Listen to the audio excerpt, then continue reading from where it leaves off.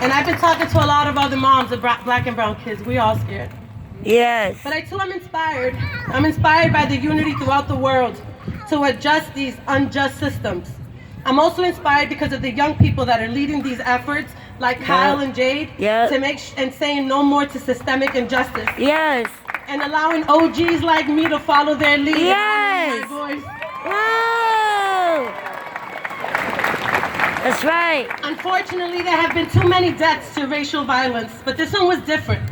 This one sparked something in all of us. In ages, races, and faiths all across the world, people in every part of this earth are saying their names. In Hong Kong, they're saying Breonna Taylor. In London, they're saying George Floyd.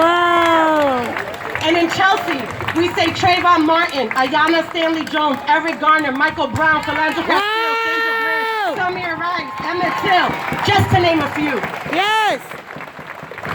Not to blame races or to blame professions, but we must recognize and take accountability for the roles that we play in these systems that were created by our ancestors that didn't take into consideration the beauty of unity that we know. Yes. That's right. Many of us have subscribed to these systems because we can't imagine better, and similarly, I can imagine that slaves couldn't imagine a world without a master.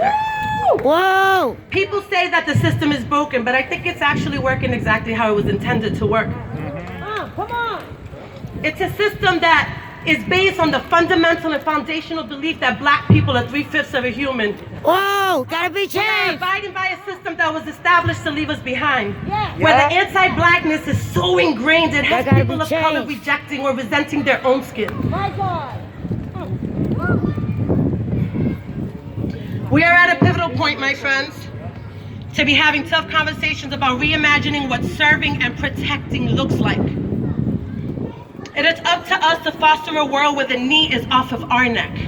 Yes. I was a victim of police brutality in the 90s, so I have intimate experience with the power tripping of police. I was there screaming for my mom, asking for help. I got no response. This cop would follow me outside of the city, threaten me every chance he got, and complaint after complaint I filed, there was no accountability. Yet those I complained to kept moving up in the ranks until the day he finally got me and beat me over the head with a flashlight, charged me with assault and battery. Whoa! I got convicted of that crime and served time for that, for his crime. And I remember coming out and how the police would laugh at me when I walked down the streets. I carried that for over 20 years until just a couple of days ago when I said, why am I holding on to this? This isn't mine. Right. I'm gonna charge this one up to an unjust system and carry on. Exactly. Yes. I constantly carry the burden knowing that had I been a black man, I probably wouldn't even be here today. Yep, you wouldn't. Yes, they do. The problem in policing is rooted far too deeply in the belief that some lives are just not important. And there have been too many lives lost at the hands of the police and racial inequities in all our systems. Now I know Chelsea has made great strides, but this isn't about individual police. Because there are many good people in the police force that just want to serve honorably and go home to their families, and I want that for them too. Yes. At the end of the day, we are just humans trying to do the best we can, but with that humanity comes the responsibility of acknowledging the flaws in our system and addressing them. Right now, we are the hotspot in the state for COVID-19. Black and brown communities across this country are being hit disproportionately at rates higher than whiter communities. Now, COVID-19 doesn't go out looking for black and brown communities. It doesn't. It's the underlying health conditions that allow us to not be able to fight it. It's the lack of investments in our communities. It's allowing these big corporations and federal and state agencies to pollute our waters and pollute our airs without taking into accountability the impact it has on our lungs. Yes.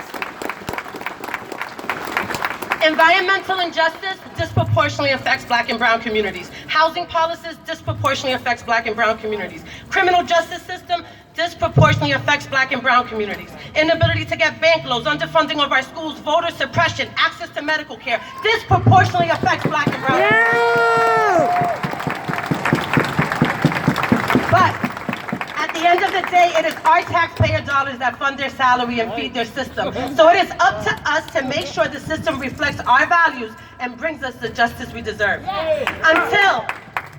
until our kids can recall more leaders in the community that look like them than the amount of dead black bodies due to racial violence, until the number of healing spaces outnumber penitentiaries, and corporations and agencies are held accountable for the threats they pose, and until we invest more in empowering our children rather than policing them, until we create a world where there is dignity and justice for all, there shall be no peace, no justice, no justice, no justice.